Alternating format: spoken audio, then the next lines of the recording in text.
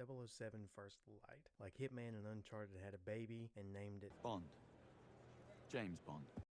Though, to be honest, I'd say it has more Uncharted DNA than Hitman. I'm not super familiar with the most recent World of Assassination trilogy of Hitman games, but I know what it does best, and there's certainly some of that here. I want to make it known I'm not a James Bond aficionado. I've seen all the films and know them to a surface level, as it's been many years since I've watched them, and that's it. Having said that, I can confidently say that First Light is unapologetically a James Bond experience.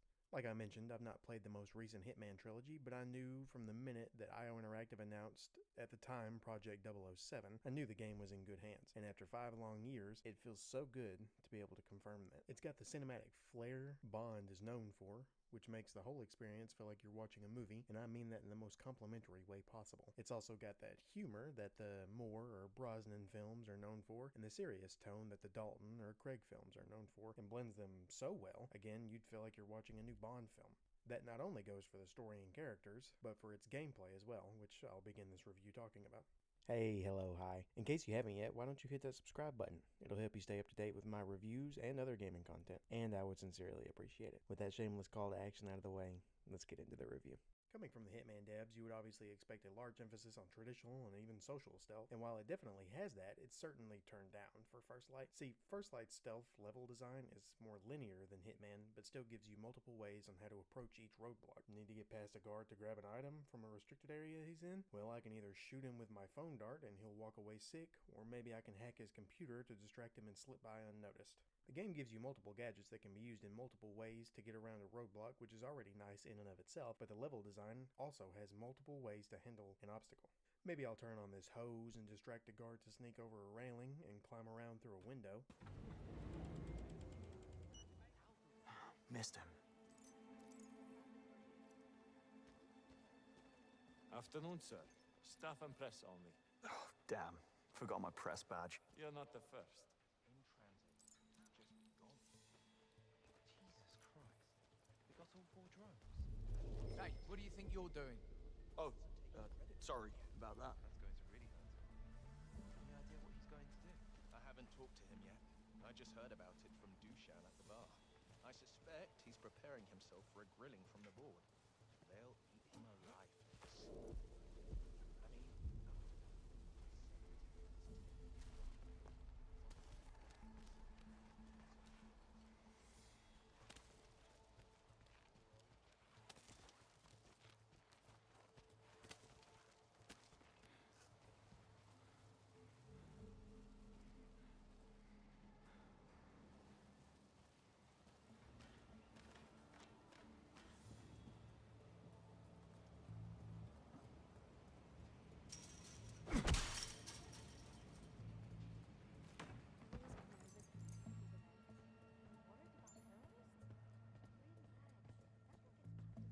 The one in the dining hall? Yeah, I cracked it long ago. Or maybe I could steal a key card to slip past the guards right through the front doors.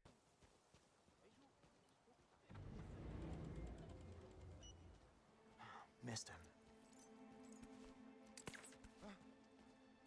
What the heck was that?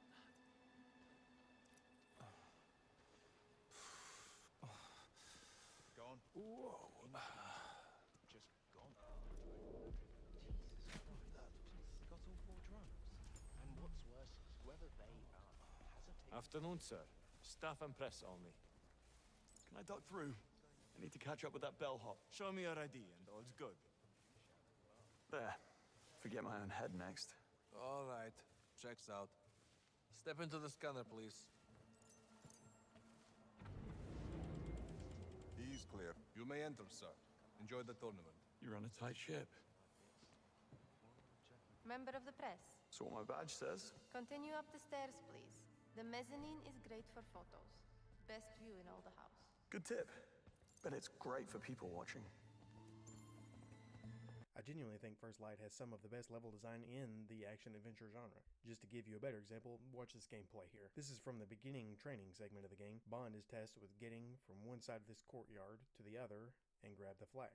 You can do this completely undetected or go in all guns and fists blazing, or if you're feeling super clever, you can turn around, go through the gate that you came through, and just walk back around to the outer railing and climb back into the courtyard right next to the flag. I obviously never even thought of doing this my first time through, but not only is it great level design and approach variety, it also is just very in character for James Bond. It's honestly awesome how well designed each level and set piece is. While this is already pretty great, I want to mention what I think is actually the coolest aspect and most unique to the stealth in First Light: bluffing. See, when you're in a restricted area, you have an energy meter. You build it up by performing stealth takedowns, knocking out enemies in combat, or eavesdropping on conversations. You can then use this energy for three things: bullet time, when you have the license to kill, luring enemy towards you with a whistle or a hey come here kind of verbal gesture, or the aforementioned bluff. Bluffing allows Bond to, with a lack of a better word, bluff his way out of a confrontation, lying to enemies that are dumb enough to fall for it for a short time. Bluffing can't be used all the time though. There are plenty of situations where watchers are around and they would see right through Bond. So your only option is to either dispatch them first or find a way around the obstacle. Not only is it very in character for Bond to charm his way around his enemies, you also get some pretty fun dialogue out of it from him. Here's some of my favorites. Hey, over here. Call a doctor. Or a priest, depending how the next 30 seconds goes. Run along. You are in the way. Right then. I was never here. Hey. All right. Ali said I could take a look around operations. We just bought at the auction. He did he? Be quick. We're busy. Yeah, quick mooch, that's all. Hey, you seem a bit out of place. Are Easy you now. lost? Ken Banks, legal office. Roger Finch, the CLO, sent me to fetch a stack of NDAs from his office. Finch, huh? Better not keep him waiting then. Yeah, tell me about it.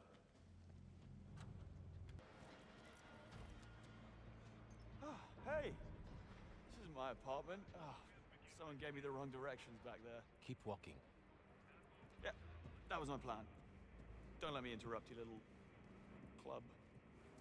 Obviously, you have your gadgets as well: your laser watch, phone dart, missile pin, etc. I'll be honest, I'm mostly stuck with the laser watch, phone dart, and later a third gadget when the slot was given, the smoke pod, the entire game. I wanted to stay mostly conspicuous and undetected during stealth sections, and a camera sending out shockwaves or a pin shooting missiles isn't exactly tailored for that. But that's obviously going to change from person to person. The best thing about the gadgets is there's a variety of uses for them. For example, I can use a laser watch to break a lock on a vent or door to approach an encounter differently than I would have been able to if I didn't have it equipped. Or the phone dart either being used for its main function of making guards sick and moving out of a stationary position, or I can hit a sack that will bust and daze surrounding enemies. There's probably thousands of different possible combinations to approach each encounter with, and again, the fantastic level design elevates an already great stealth gameplay and variety. Next, I'll talk about the gunplay. I was honestly surprised with how fluid it was. During license to kill sections, you're given the ability to use guns. When this happens, it's fairly typical cover shooter stuff, but this shooting itself is competent, and as I mentioned before, there's a bullet time mechanic that allows for more precise aiming. Though my favorite aspect of the gunplay, and it also ties into the melee combat as well, is being able to do different things to enemies depending on where you shoot them. You can shoot a weapon out of their hands, for example, and then you can even grab that weapon out of midair and use it yourself to kill the same or another enemy. Or if you shoot their leg, for example, you leave them open for a melee takedown, taking their weapon after the takedown is over. I also love being able to throw your empty weapon at an enemy's head to stun them. The first time I saw that during the gameplay reveal, it got a laugh and an audible hell yeah out of me. Seriously, a hilariously awesome mechanic. The gameplay aspect that surprised me the most, with how much I enjoyed it though, was the hand-to-hand combat. A lot of the early hands-on previews that happened like a month before the game's release mentioned that something didn't quite feel right with the hand-to-hand combat, so I was worried that it would just feel frustrating, half-baked, or both. Thankfully, I can say that it's neither, and by the end of the game ended up being my favorite aspect of the gameplay, which shocked me as I love stealth in games. It's fluid, crunchy, and surprisingly deep. You have your punches and kicks, but you can also grab enemies. After, you can either beat them down while you're holding on to them, or throw them over a ledge or into a wall, or even into other enemies, or into certain objects in the environment, leading to an immediate kill or knockout. Stunning enemies can lead to an instant takedown with the press of 2 buttons, which are always satisfying to pull off. Both those and normal takedowns are contextual as well, so the animations will vary depending on how close to a wall, ledge, or waist-high object you are, which keeps a nice visual variety. And just to add the cherry on top, most rooms that can lead to a combat encounter have objects that can be thrown at enemies to stun them for a takedown, or if they've already taken enough of a beating, can be knocked out outright. It reminded me a lot of Sleeping Dogs or Sifu, both games featuring fantastic hand-to-hand combat systems, so that's an incredibly high form of praise. There's a particular instance in the story where you participate in a fight club type activity, which is very fun. I seriously hope that something like a wave-based survival hand-to-hand tech sim is in the works for the post-launch content. Speaking of tech sim, it's the main side content you get outside of the story. What's available at launch is mostly remixes of encounters during the story, ranging from stealth to hand-to-hand combat to shootouts, with varying degrees of difficulty for each of them, though it changes things up as to not get stale quickly, as well as a few training ones to get you familiar with the mechanics you'd be using during tech sims. My favorite among the bunch is this gauntlet where you run between areas, taking on enemies in mostly hand-to-hand combat, throwing in more difficult enemies from time to time to keep you on your toes. The amount available at launch is small, but they're fun, and as of writing this script, they've already stated there will be more added post-launch, which is great news. All of this is already incredibly sound to make a game with a fantastic gameplay experience, but then you have the delicious icing on top of that cake, the narrative. I'm going to be talking major story spoilers during this section, so if you're not interested in that, then I'll see you in the next video. Otherwise, let's get into the meat. 007 First Light is a modern origin story. I'm not going to go super in-depth just so this video isn't 45 minutes to an hour long, but I'll give a brief rundown while talking about some of the major beats and twists. The game starts with Bond while he's in the Royal Navy. His team's chopper crashes and is contacted by MI6 and tasked with exfiltrating other agents. After he fulfills his task in his own unique way, I'm not MI6.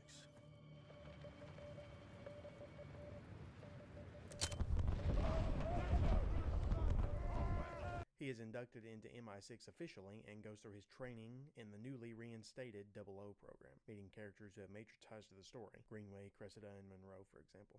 Towards the end of their training, on a night out, they're given a task to recover some information. Being told a former 009 has information on a conspiracy against the state, the 00s are tasked with essentially cornering him in a meeting spot. This meeting eventually goes haywire, and not only does 009 flee, it also gets Cressida crippled and Monroe, as well as the other remaining 00s, killed. And James feels responsible for this. Later, James is sent on a mission with Greenway to an African black market to find where 009 has been hiding. When they do, they find out that 009 is dead by somebody else's hand. After making an unlikely new friend, Bond and Greenway figure out that 009 was not the culprit but the target, hence why he was killed. After being followed and attacked but rescued by Bavma, James is later attacked in his home in England.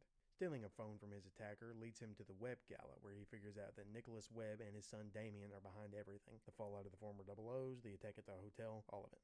Bond and Greenway then go to infiltrate Webb's headquarters to get some concrete information to bring him down. After getting some help from Ilsa, who helped Bond at the hotel as well as the Webb Gala, Bond and Greenway discover that MI6's AI Thea is inaccurate, and Nicholas sends Damien to alter evidence and crime scenes to make Thea appear correct, going as far back as the falling out of the original 00s, meaning 009 was never a bad guy, but unfortunately end up leaving without the proof. Afterwards, Bond is tasked with a Black Op mission to get the proof that they need. They believe Damien will be in Vietnam to stage a killing of a serial killer who seems to be dead in order to keep Thea's data correct. After Damien's arrival, Bond gets the data MI6 needs but is knocked unconscious and nearly killed by Damien before being saved by Greenway. Bond then confronts Damien, seemingly killing him. Bond goes back for Greenway, but it seems it's too late for him. Will you do me a favor? Anything. Don't let it change you. Don't let it.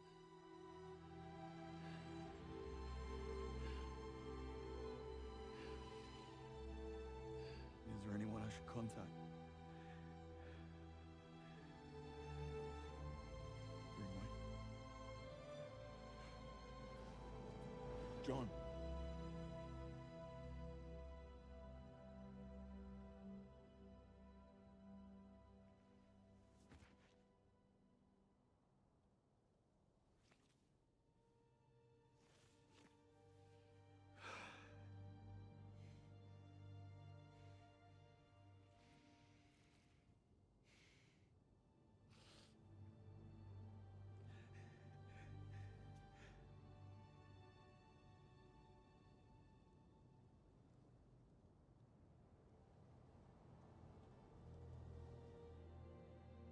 Later, after everything went down, Nicholas started leaking MI6 data and states that he will continue to do so unless his demands are met. MI6 deciding to do so, but Bond decides to go rogue and deal with Nicholas himself with the help of Ilsa.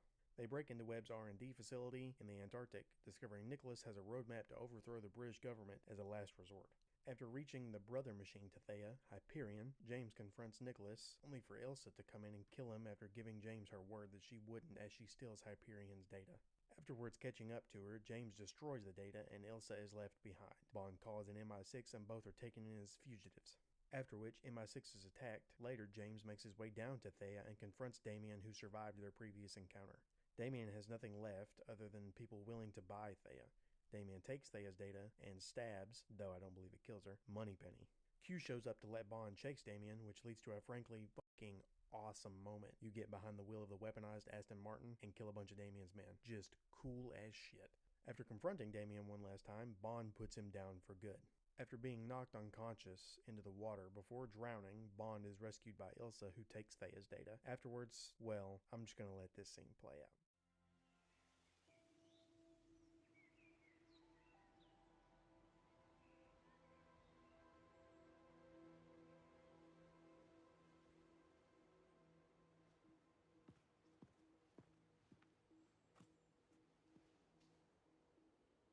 Service was beautiful. I particularly enjoyed the bagpipes and rifle salute. Yes. Well, Webb was a national treasure, nothing less would do. It doesn't feel right, does it? Spies live and die in the dark, Bond. You want medals? Join the Olympics. In case you're wondering, all charges against you have been dropped. Bright's a reasonable man. Bright's a survivor. We came to an understanding. I testify that all he's guilty of is keeping bad company. He gets off my back and doubles our budget. Everybody wins.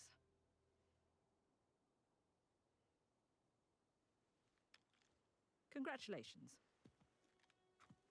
I suppose this makes you 001. Wouldn't be right. Actually, Mom, I thought since I was the 7th recruit. Happens to be my lucky number. Just don't tell anyone.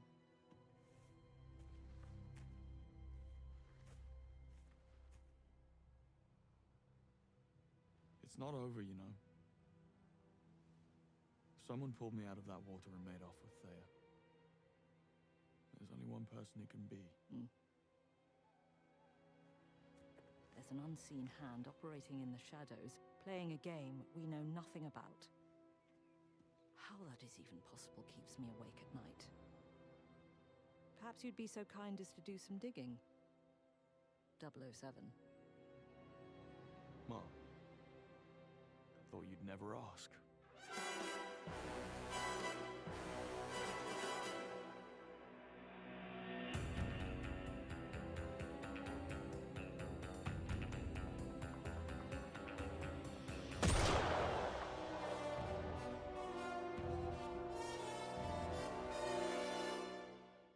That was a not-so-brief look at the story, and I think it's pretty great, especially for a Bond narrative. I'll say that ending made me giddy as all shit. When she called him 007 and then the theme started playing, I shit you not, I sat up in my chair fist-pumping to the theme with a huge smile on my face. What a fantastic ending. Also, having the barrel sequence there at the end is fantastic symbolism since Bond became a 007 at the very end versus the movies where it's always at the beginning and Bond is already 007. Overall, I think 007 First Light is an overall fantastic experience. It's easily one of the best games so far this year, and personally, it's tied with my first place with Resident Evil Requiem. The only negative, if you can really even call it that, I have with the game is I just want more. Post-editing, Panda here. I actually did forget to mention one other thing, talking about the negatives. I forgot to write it down in the script, but the tech sim skins, whether it be outfits or weapons or whatever, them different skins being locked to different editions of the game is just silly. I hate that. And not only is that bad enough, but you can still see them in the tech sim menu when you're selecting stuff, even though you can't equip them. Like the golden gun, for example, being locked to the collector's edition of the game, or Legacy edition, I believe it's called. Or the iconic suit being locked to the Amazon edition of the game. That stuff is just goofy. And there's also like promotion stuff, like there's an outfit logged behind like a Coca-Cola promotion. Stuff like that is just silly. I don't like that. But other than that, that's it. Thankfully, IO have already shared a year one roadmap with new tech sims, new game plus, and a new operation with Bama, which will be Bond's first mission as a 007, which is very exciting. I think if you're a Bond fan, or maybe if you're looking for something to just scratch that Uncharted itch, you'll be hard pressed to find a better game out right now. It's an over-the-top cinematic masterpiece. Give it a play.